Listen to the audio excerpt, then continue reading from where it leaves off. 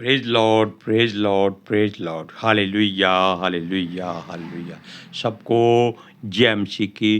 परमेश्वर, हमारा परमेश्वर जो सबका परमेश्वर है, वो चाहता है कि अगर हम यीशु मसीह के साथ मारे गए हैं तो हम उसके साथ जिएंगे भी। हालेलुया। आज के सुसमाचार के लिए हम मिलकर प्रार्थना करते हैं।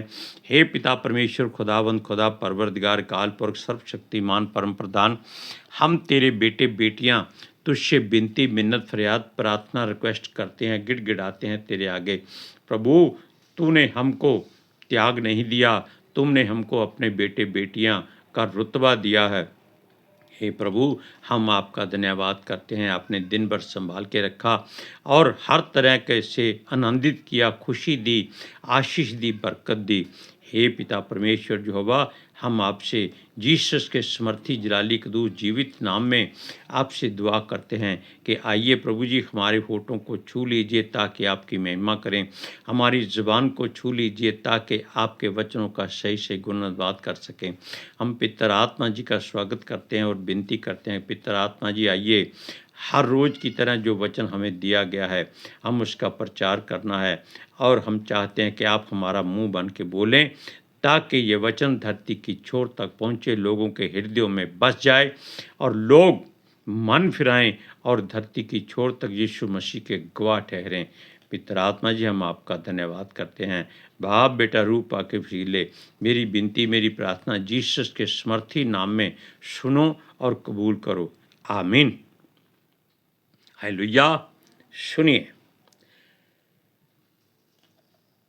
परमेश्वर नहीं चाहता कि एक भी जन धरती पर रह जाए और वो यही कोशिश कर रहा है, यानी कि परमेश्वर की हर युक्ति है कि सारे के सारे मनुष्य जो धरती पर हैं बचाए जा सके किसी भी तरीके से, ताकि वो अधोलोक में ना जा सके और नरक की आग में जलने ना पाए।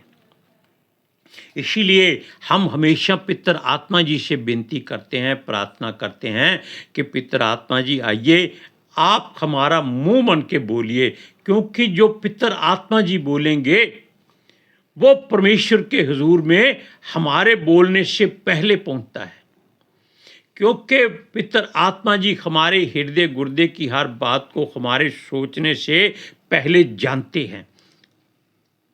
Hallelujah, praise Lord.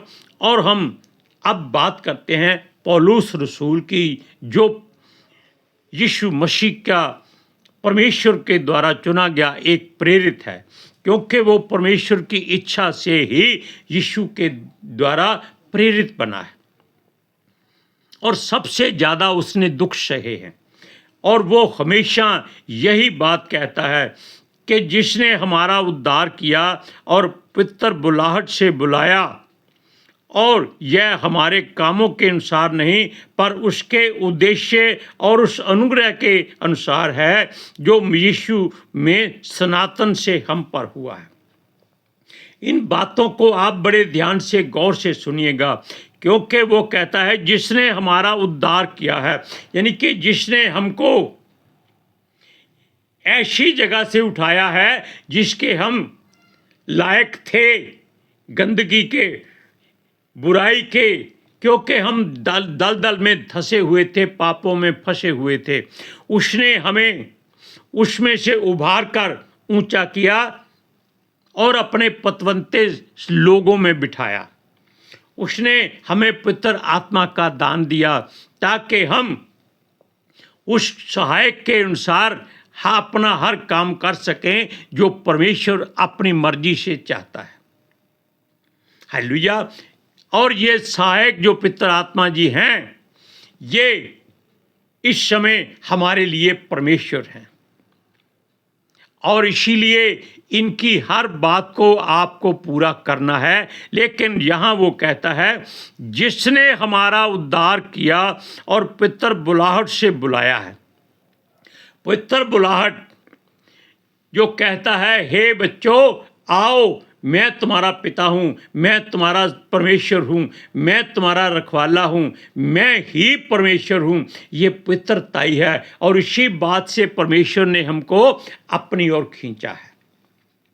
हालेलुया। और सुनिए, और यह हमारे कामों के अनुसार नहीं है।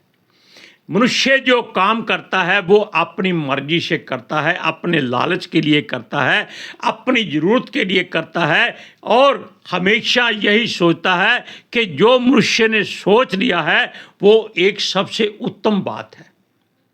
लेकिन परमेश्वर की सोच और मनुष्य की सोच में आकाश और पृथ्वी का अंतर होता है, जो कभी एक दूसरे से मेल नहीं खाती, क्योंकि जहां मनुष्य के दिमाग की सोच खत्म हो जाती है वहां परमेश्वर की सोच शुरू होती है। हालेलुया। सुनिए, क्योंकि ये उसका उद्देश्य है, यानी कि जो वो करना चाहता है या वो जो कुछ सोचता है जिसको वो करना चाहता है, उसके लिए उसने उन मनुष्यों को उद्धार दिया, चुना गया है ताकि ये अपनी मर्जी न कर सकें। और सुनिए, और उस अनुग्रह के अनुसार है, अनुग्रह जिससे लोग तरसते हैं, अभिषेक जिससे लोग तरसते हैं कि उन पर परमेश्वर अनुग्रह करे ताकि वो आम मनुष्य की बजाय, संसारिक मनुष्यों की बजाय आत्मिक मनुष्य बन जाए। और ये परमेश्वर केवल अपनी इच्छा के अनुसार करता है, मनुष्य की इच्छा के अनुसार या जरूरत के अनुसार नहीं करता है, क्योंकि उसने हम पर अनुग्रह किया है और जो मसीह यीशु में सनातन से हम पर हुआ है। मसीह यीशु में सनातन से, यानी कि जब से ये आकाश और पृथ्वी बने हैं, उससे पहले मसीह था। कहाँ था? वचन के रूप में, परमेश्वर के मुंह में। जब परमेश्वर ने कहा आओ हम अपनी समानता और अपने स्वरूप में मनुष्य को बनाएं, तब पिता, पुत्र और पवित्र आत्मा जी ने मिलकर आपको और हमको तैयार किया, यानी कि उस सनातन काल से जो हमारे सोच से करोड़ों गुना ज़्यादा पहले बना हुआ है। हालेलुया। ये वचन है पहला तीमुथियुस उसका पहला अध्याय उसका 9वां वचन। अब आप जान लीजिए कि ये बातें परमेश्वर की ओर से हैं, लेकिन पौलुस कहता है यह बात सच है। क्या सच है? अब उस बात को भी जान लीजिए। वो कहता है कि यदि हम उसके साथ मर गए हैं, क्योंकि यीशु मसीह ने हमारे गुनाहों, पापों, अपराधों के लिए अपने प्राण दिए, कुर्बानी दी, बलिदान दिया, ताकि परमेश्वर और हमारे बीच में जो रुकावट है, जो पर्दा है, वो हट जाए। हालेलुया। और उसके कोड़े खाने से हम चंगे हो गए, उसके लहू बहाने से हमको जीवन मिल गया। हालेलुया। और उसके मर जाने से हमें आत्मिकता मिली है। हालेलुया। और उसके जी उठने से हमारा उद्धार हो गया है। अब देख लीजिए, वो कहता है यदि हम उसके साथ मर गए हैं, हम कब मरते हैं? जब हम उसके नाम से, यानी कि बाप बेटा रूपा के वसीले से बपतिस्मा लेते हैं।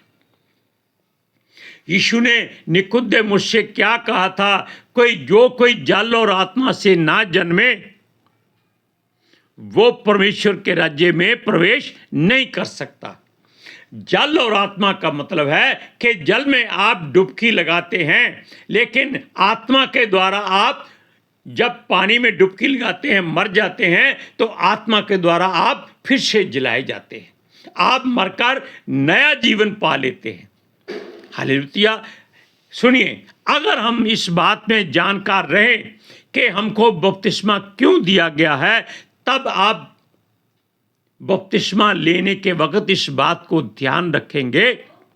जिन्होंने पहली बार ये करना है, बपतिस्मा दोबारा कभी नहीं होता, कि हम मसीह के साथ जो हमारे लिए मरा है अब मरने जा रहे हैं ताकि उसके साथ दोबारा जला दिए जाएं। हालेलुया। सुनिए, अब वो कहता है दूसरा तिमोथियस पहला अध्याय उसको 9वां, अब जो है वो 11वां वचन, दूसरा अध्याय उसका 11वां वचन सुनिए। तो उसके साथ हम जिएंगे भी। अगर वो जी उठा है और हम उसके साथ मर गए थे, हम भी उसके साथ जिएंगे। और जब परमेश्वर का प्रिय पुत्र यीशु मसीह आएगा तो वो हमको अपने साथ अपने राज्य में लेके जाएगा। ये वो वादा करके गया है, लेकिन हमें उसके साथ पहले अपने आप को मारना है, ताकि ये शरीर जो पाप और बुराई से भरा हुआ है, ये शुद्ध हो जाए, पाक हो जाए। कहता है यदि हम धीरज से सहते रहेंगे तो उसके साथ राज्य भी करेंगे। सहना क्या है? इस संसार की हर बात से दूर रहने की कोशिश करनी है, अपने आप को इससे अलग करने की कोशिश करनी है, जो बहुत ही मुश्किल काम है। पौलुस ने ये नहीं कहा कि आप संसार में नहीं रह सकते, वो तो कहता है कि आप दुराचारियों, अत्याचारियों, व्यभिचारियों के साथ संसार में रह सकते हो, लेकिन उनके जैसे काम मत करना। लेकिन यहां वो वचन में कहता है कि यदि हम धीरज से सहते रहेंगे, जब तक हम इस शरीर में जीवित हैं, हमको हर दुख सहना पड़ेगा। केवल हम सुख के लिए नहीं आए हैं, सुख हमें हमारे प्रभु के घर में मिलेगा, क्योंकि हम यहां परदेशी की नहीं रहते। सुनिए, अगर सहते रहेंगे तो उसके साथ राज्य भी करेंगे। राज्य कहां करेंगे? क्योंकि हमारा प्रभु आकर केवल मसीह लोगों को, मसीह का मतलब है कि जो धार्मिक लोग हैं, जो केवल उसी की आराधना करते हैं, दूसरे के आगे शद्रक, मेशक, अबदोनगो की तरह सर नहीं झुकाते, मरना पसंद करते हैं, वो सारे के सारे यीशु के साथ उठाए जाएंगे। और सूरज प्रमाणी इस बात का दावा करता है कि वो उसके 5 या 7 साल जो भी उसने कहा है, वो फिर दोबारा आएगा, क्योंकि वो 5-7 साल का समय संसार के उन लोगों को देगा कि जो लोग यहाँ रह गए हैं उनमें से और बचाए जाएं, और उनके लिए यीशु मसीह कुछ ऐसे लोगों को जो अपनी इच्छा और जरूरत के अनुसार कह लीजिए या आत्मा के अनुसार कह लीजिए, मसीह की सेवा करने के लिए यहाँ रहना चाहेंगे। आप उससे बात कर सकते हैं, उसके वचनों को सुन सकते हैं, पढ़ सकते हैं। इसलिए उसने अपने आप को भी इसके लिए प्रभु के हाथों में सौंपा है। और हम भी यही चाहते हैं कि अगर ऐसा जो प्रेरित की तरह काम कर रहा है, प्रभु की सेवा यहाँ रहकर भी उसी की मर्जी को पूरा करना चाहता है, वो उस स्वर्ग से भी ज़्यादा यहाँ सुख पाएगा। हमने भी अपने आप को उसके साथ प्रभु में ये वादा किया है कि अगर प्रभु चाहे हमारी सेवा लेने के लिए, वो हमें रखना चाहे, हम यहाँ रहकर उसकी सेवा करने को तैयार हैं, ताकि और लोग बचाए जाएं जितने परमेश्वर की इच्छा है, या जो परमेश्वर को चाहते हैं, जो सत्य से अपने आप को जोड़ लेते हैं और सच्चा पश्चाताप करते हैं। इसके लिए वो एक अवसर उन लोगों को और देना चाहता है। और ये बात बहुत गहरी है, ये आज तक किसी प्रेरित ने, किसी संत ने, किसी नबी ने, किसी ने नहीं कही। ये उस बेटे के, उस बालक के मन में क्यों आई है? ये जरूर उसको पितर आत्मा जी ने बात सिखाई है कि ऐसे लोगों में प्रचार करो कि प्रभु यीशु जब सबको साथ में ले जाए तो बाकी जो लोग रह जाएंगे उनको भी मन फिराने का अवसर देने के लिए जो यहाँ सेवा करना चाहता है वो सेवा कर सकता है, और उसको कोई किसी किस्म का दुख तकलीफ नहीं होगा। ये प्रभु का वादा है। उसकी ओर कोई उंगली भी नहीं उठा सकेगा। क्यों? पितर आत्मा जी उसके संग रहेंगे और स्वर्गदूत हमेशा उसको घेरे रहेंगे। और जैसे अदन की वाटिका में यहोवा परमेश्वर ने अग्नि तलवार लटकाई हुई है ताकि मनुष्य उसमें दोबारा प्रवेश ना कर सके, ऐसे ही अग्नि की तलवार अपने उन लोगों के आसपास परमेश्वर लगाए रखेगा कि वो केवल उसकी मर्जी को पूरा करने के लिए यहां रुकेंगे। कितने साल? 5 साल। ये 5 साल हमारे समय के अनुसार हैं, उसके अनुसार हजारों साल बन जाते हैं, क्योंकि उसके 1000 दिन हमारे यहाँ के एक दिन के बराबर है, जैसे एक पहर जो बीत चुका है। सुनिए, यदि हम उसका इनकार करेंगे तो वह भी हमारा इनकार कर देगा। यानी कि अगर वो चाहता है कि हम या आप में से कोई जो सुन रहे हैं और आपके मन में इच्छा है कि वो प्रभु को देखना चाहते हैं, उसकी सेवा करना चाहते हैं, तो वो पहले आपको इस काम के लिए कहेगा कि वो लोगों को ले जा रहा है, लेकिन बाकी जो संसार है उनको मौका अवसर देने के लिए, चांस देने के लिए, उन यहाँ रहने के लिए तैयार हैं, तो वो उससे भी ज़्यादा आशीष पाएंगे। और जब दोबारा यीशु मसीह आएगा तब वो उसके साथ राज्य करेंगे। पौलुस का ये वचन जो पितर आत्मा जी के द्वारा है ये पूरा होगा।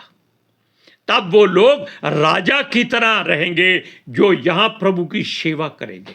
और सुनिए, वो कहता है अगर हम इनकार करेंगे तो वह भी हमारा इनकार कर देगा। अगर वो चाहता है कि ये उसकी सेवा करे तो हम तैयार हैं, लेकिन अगर हम डर जाएंगे, घबरा जाएंगे, भाई अगर प्रभु इनको ले गया तो पता नहीं दोबारा हमको लेने आए या ना आए, लेकिन हमें उसकी बात पर विश्वास करना है। अगर हम डर गए तो वो सचमुच आपको छोड़ जाएगा, आप राज्य नहीं कर सकेंगे, आप उसके राजपद अधिकारी नहीं रहेंगे। और सुनिए, यदि हम अविश्वासी भी हों, अविश्वासी का मतलब है जो प्रभु को नहीं मानते, वो उनमें से भी ऐसे लोगों को चुन सकता है। हाँ भाई, मैं आपको अवसर देता हूं, आपने अविश्वास किया, फिर भी मैं तुम्हें सेवा का मौका देता हूं कि तुम अपने लोगों को प्रभु की ओर फेरो। अगर तुम चाहते हो, बेशक तुम नहीं मानते, प्रभु की सेवा करना चाहते हो, तो प्रभु आपके साथ रहने के लिए तैयार है, तो भी वह विश्वास योग्य हमारे लिए बना रहेगा। यानी कि हमारी वो हर हाल में सहायता और सुरक्षा करेगा। हालेलुया। और वो कहता है क्योंकि वह आप अपना इनकार नहीं कर सकता, क्योंकि वो विश्वास योग्य है। उस पर जो विश्वास करता है वो कभी लज्जित नहीं होता, वो कभी कमजोर नहीं होता और कभी उसको शर्मिंदा नहीं होना पड़ता। कैसे कहते हैं यहोवा मेरा चरवाहा, मुझे कभी किसी बात की घटी ना होगी। वह मुझे हरी हरी चराइयों में बिठाता है, वह मुझे सुखदायी जल के झरने के करीब ले चलता है। ऐसी बातें उसके जीवन में आपके द्वारा किए गए विश्वास से मिलती रहेंगी, क्योंकि आप उस समय कैसे बन जाएंगे कि जो परम प्रधान के छाए हुए स्थान में बैठा रहे वो सर्वशक्तिमान की छाया में ठिकाना पाएगा। Hallelujah, praise Lord. और जो हम आपको रोज वचन कहते हैं, आप जरूर बोला करें कि मैंने जो परम प्रधान को अपना धाम मान लिया है, इसलिए कोई विपत्ति मुझ पर ना पड़ेगी, ना कोई दुख मेरे डेरे के निकट आएगा। अगर आप विश्वासी हैं या अविश्वासी हैं तो भी इस वचन को अपने हृदय में धारण कर लीजिए। इनके वचनों के अनुसार ये वचन है, दूसरा तीमुथियुस दूसरा अध्याय उसका 11, 12 और 13 वचन। हालेलुया। अब आप जान गए कि दूसरे तीमुथियुस में पहले और दूसरे अध्याय में जो बातें लिखी हैं उन पर आप अनुसरण करें। अब हम मिलकर प्रार्थना करते हैं। हे पिता परमेश्वर खुदावंद खुदा, हम आपका धन्यवाद करते हैं, आपने रोज की तरह हमें वचन दिया और हमें पितर आत्मा जी ने सहारा दिया और हमारा मुंह बनकर वचनों को बोले, ताकि ये वचन लोगों के हृदय में जाकर एक ऐसा बीज बो दें जो पेड़ बन जाए, जो फलदार हो जाए, जो नालियों के किनारे लगाया होता है, जिसके पत्ते कभी नहीं मुरझाते, जो अपनी ऋतु में फलता है और विश्वास योग्य बनकर प्रभु यीशु मसीह की सेवा करता है। हालेलुया। मेरी विनती, मेरी प्रार्थना जीसस के समर्थी जलाली कदूस जीवित और पवित्र नाम में सुनो और कबूल करो। आमीन, आमीन, आमीन। हालेलुया। सबको जय मसीह की।